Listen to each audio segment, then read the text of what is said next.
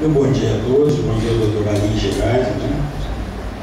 E eu trouxe uma palavra para vocês um pouco diferente do tema que foi dado, mas que a gente converge para o tema e poderíamos discutir a importância dele.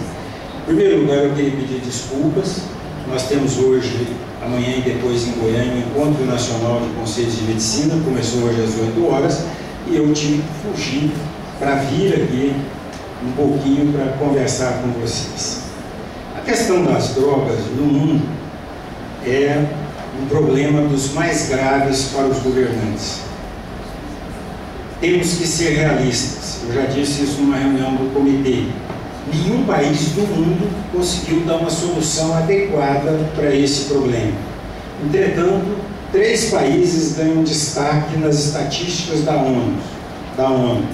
Brasil, México e Estados Unidos são os países que têm mais problemas com a questão das drogas.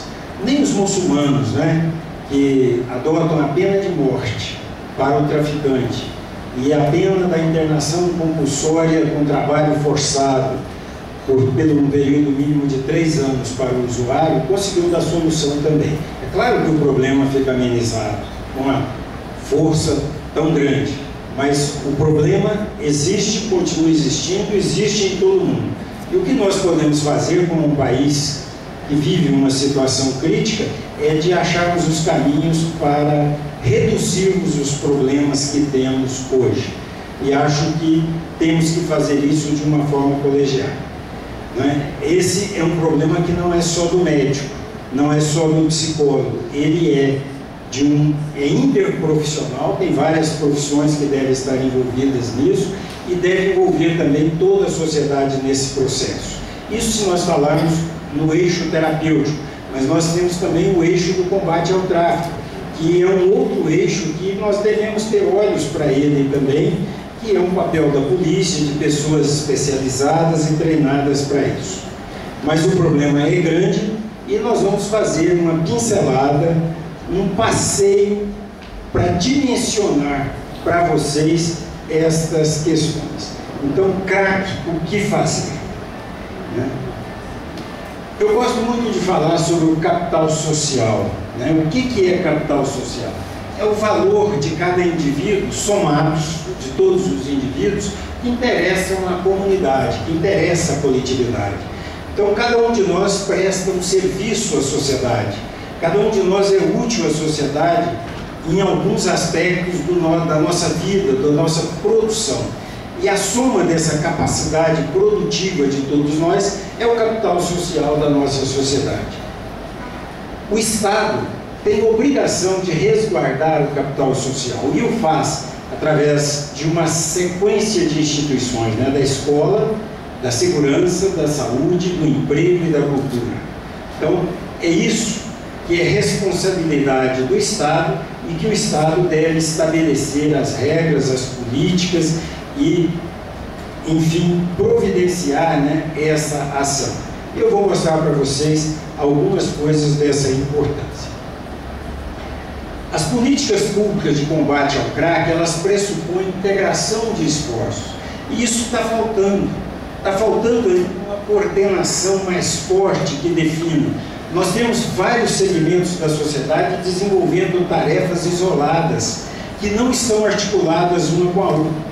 Eu vou mostrar um slide para vocês, que temos nesta sexta-feira, eu não sei se vocês sabem disso, um seminário da Justiça Terapêutica, aqui em Goiânia, né? Que é um esforço elogiado e tal, mas está desarticulado do contexto como um todo. E isso, os esforços acabam se perdendo. Se cada um fizer a sua força pessoal, a somação dessas forças terá uma totalização menor do que se essas forças estiverem articuladas.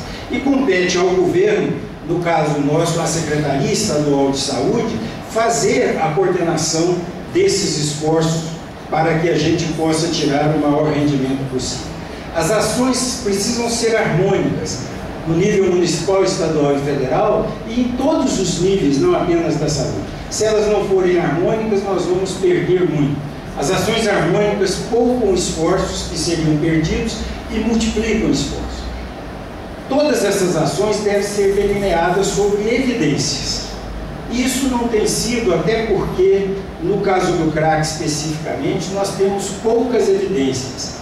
No fundo, nós temos que ter a coragem de dizer: eu estou aprendendo o que fazer. Né? Mesmo tendo 40 anos de psiquiatria e tendo trabalhado com drogas esse tempo todo, a gente está aprendendo a lidar com o usuário do crack. Ele é diferente, as características são outras. Então, nós temos que aprender. Então, a capacitação de pessoas é extremamente importante. E nós devemos delinear as nossas ações em cima de evidências. Não é naquilo que eu acho, porque eu penso que é assim. Nós devemos buscar evidências, e o caminho de buscar essas evidências é através da pesquisa, da avaliação dos resultados, né? Seria a pesquisa clínica nas unidades sanitárias e a pesquisa epidemiológica em toda a sociedade, mais especificamente na escola. Uma coisa que tem sido discutida e parece consensual é que nós precisamos, no Brasil, da inserção da disciplina de dependências químicas nos currículos regulares, na formação de profissionais, não só dos profissionais da saúde, mas os pedagogos precisavam ter uma disciplina, uma formação, um curso sobre dependências químicas, para que eles se capacitem para lidar com seus alunos e para repassar para os pais na escola o que é que se deve fazer. Próximo. Nós temos que trabalhar primeiro em prevenção primária, que é uma coisa muito ampla, mas talvez não seja eu a pessoa ideal para falar sobre isso, mas o comitê certamente trará a pessoa para dissertar sobre essa questão. Mas nós podemos pressupor que a atuação governamental na organização familiar é extremamente importante. Um país que não tem planejamento familiar, né, em que os pais têm os filhos que não desejavam ter, têm mais filhos do que dão conta de cuidar, é fácil compreender e deduzir que essas crianças estarão mais vulneráveis a se dedicarem, né, a caírem no uso das drogas, do que uma família melhor planejada, que os pais têm os filhos que quiseram ter, têm os filhos que dão conta de cuidar. Esses filhos bem cuidados pelos pais terão um risco menor para as dependências químicas. A escola para todos, se possível em tempo integral, é um fator importante também que o Estado precisa debruçar sobre essa questão. Né? É claro que criança que está na escola tem um risco menor de ir às drogas do que uma criança que não está na escola. A criança que não tem escola, que não teve vaga para ela, que está solto, né? Essa criança solta tem um risco maior do que a criança que está na escola. O emprego é outra questão. É fácil a gente deduzir que o desempregado é mais vulnerável do que o empregado ao uso de drogas. Claro que é uma questão de índice, mas se nós baixarmos os índices, nós vamos melhorar a situação brasileira. A participação comunitária é extremamente importante.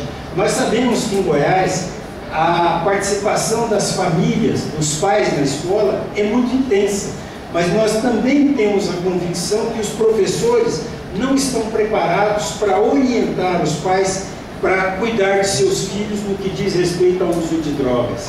Nós não fazemos consultas comunitárias. Nós precisamos de um compromisso maior de toda a sociedade e precisamos de uma fiscalização de pessoas capacitadas. Só assim nós poderemos fazer as intervenções psicossociais, que são extremamente importantes e significativas, mas não são apenas as intervenções psicossociais. Dados pensados, mas de extrema importância. Hoje nós sabemos e temos evidências publicadas em revistas científicas de grande impacto que o transtorno de conduta na infância prediz o uso de drogas ilícitas na vida adulta. E o que os nossos serviços de saúde estão fazendo para as crianças que têm transtorno de conduta na infância? Nós precisamos dar um foco a essa questão. Precisamos identificar a criança e o adolescente de risco para ter uma atuação mais específica sobre ela. Precisamos desenvolver estratégias para o aumento da autoestima da criança e do adolescente. Nós sabemos que o uso de drogas lícitas predizem as ilícitas, né? A criança, o adolescente que começa a fumar e a usar o álcool precocemente, ele é muito mais vulnerável para o uso de drogas ilícitas do que aquele que só começa o uso do álcool e do fumo depois dos seus 18 anos ou que nem começa. E no Brasil, nós não temos, a palavra controle social é uma expressão muito forte, mas eu acho que aqui a gente tem que ter a coragem de falar sobre isso e de discutir. Nós não temos um controle social sobre a publicidade do álcool e do fumo, né? A televisão diariamente associa o sucesso ao consumo do álcool e a criança e o adolescente, né, cresce vendo isso na publicidade. Então nós não temos um controle social sobre publicidade. A disponibilidade de drogas lícitas é muito grande e das ilícitas também já é, né? E a questão do preço das drogas lícitas, que é muito baixo, né? Se você vai na Europa, você não tem publicidade nenhuma do fumo e nem do álcool, em nenhum lugar, em nenhum veículo de comunicação, em nenhum outdoor, você não vê uma propaganda, né? A última a cair foram as propagandas de cigarro dos carros de Fórmula 1, que já tem uns 8 anos que desapareceu também, que na Europa é proibido. Então, nós sabemos, né, nós um pouco mais velhos, como eu, o Gilê, o Alim, né, que menor não fuma e não bebe. E é isso que os judeus fazem. A cultura judia, ela é sábia, porque a criança cresce, né, com o pai tomando vinho na mesa de refeição e orientando os filhos, que eles só podem fazer uso de tal e tal maneira a partir da maioridade. Então, isso é educação e isso traz resultados. Mas nós não temos essa cultura e precisamos, através das pessoas certas para isso, começarmos a ter essa cultura. E nós, talvez aqui presentes, sejamos parte dessas pessoas. Na abordagem do sistema de saúde,